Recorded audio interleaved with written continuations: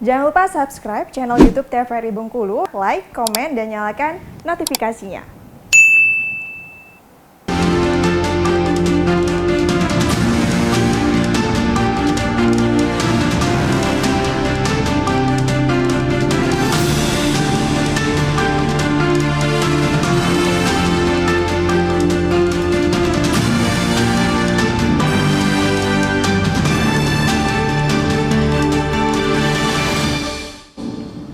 Baik pemirsa, terima kasih Anda masih menyaksikan Berendo. Hari ini kita juga masih membahas mengenai bagaimana menjaga kesehatan mulut di bulan puasa. Kalau tadi Dr. Lisda sudah menjelaskan makanan-makanan yang baik untuk dikonsumsi pada bulan puasa.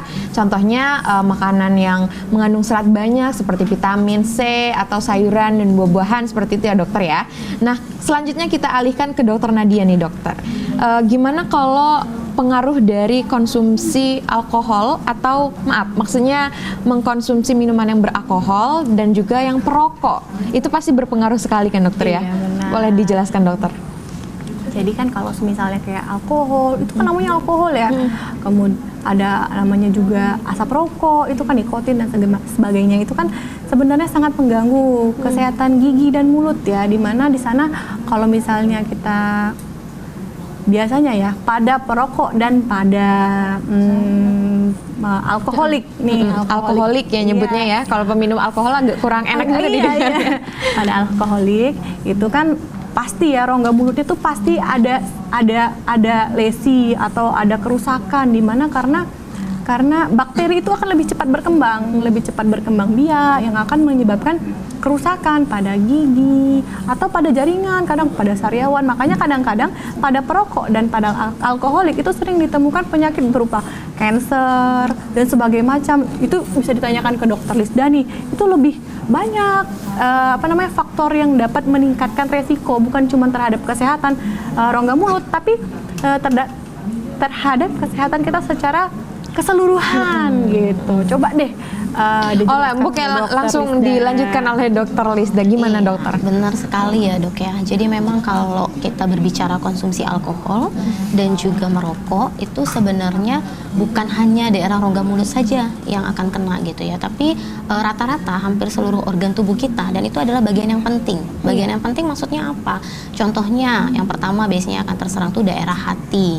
Jadi memang ada namanya kasusnya misalnya hepatitis alkoholik gitu. Jadi dia akan menyerang daerah hati. Sementara kita tahu bahwa fungsi hati ini begitu penting dalam tubuh kita gitu ya.